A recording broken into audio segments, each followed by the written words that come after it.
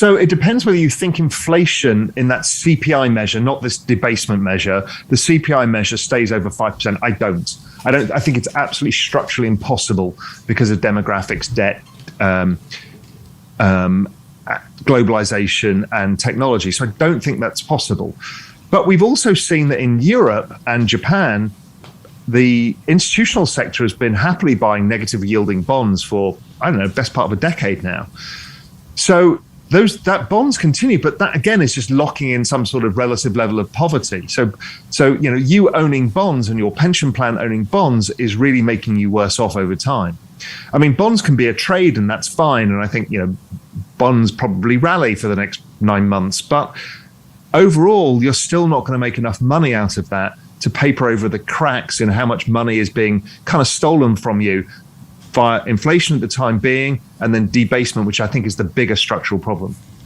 Let's talk about Bitcoin and cryptocurrencies and crypto assets. Let's start first with just what does your portfolio look like right now? I know you were kind of all Bitcoin, then you went Bitcoin and Ether. What does that look like today? So we just understand the perspective you're coming from.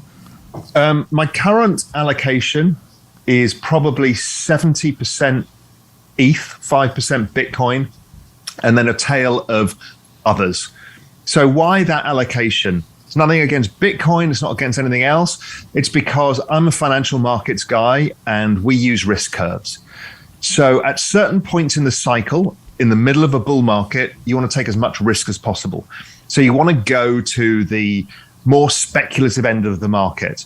So firstly, I isolated the fact that I thought Ethereum was going to see further flows. It's early in its adoption cycle, and that will probably drive prices further than Bitcoin, and that seems to be playing out.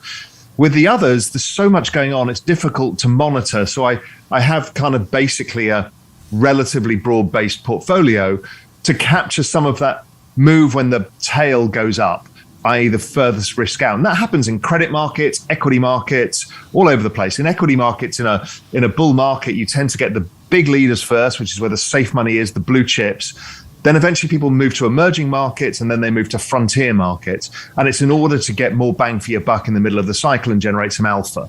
So it's not a comment per se on my relative view on the success of protocols or something like Bitcoin. It's nothing to do with that. It's about how do I make money out of this crypto investment whilst maintaining my level of interest in the overall crypto world. And so that's where I am now. Where would it be in a year's time? Maybe it's much more Bitcoin again. So it's an asset allocation strategy to try and enhance rewards. So this is really fascinating because I think that using the legacy market as a mirror, if you will, to the crypto market is, I think, what people can kind of wrap their head around.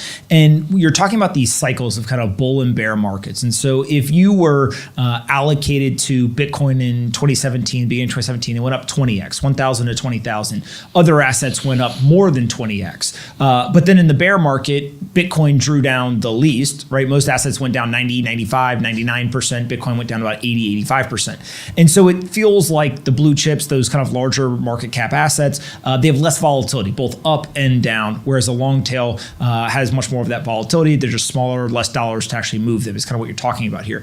When you think about us now in a bull market, makes sense why you're allocated the way you are. Will you then look to kind of consolidate into the large caps in a bear market if you think that's where we're headed? Or do you, how do you think about the transition?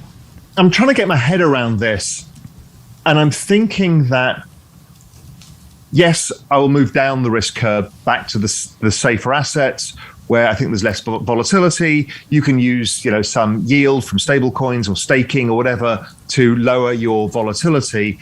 And then you want to be looking to buy the speculative end of the market that's going to get destroyed, whether it's parts of the NFT space or parts of the kind of general token space that gets destroyed in the next bear market, to buy those when they're heavily discounted, but they still have network adoption effects or some perceived value or cash flow.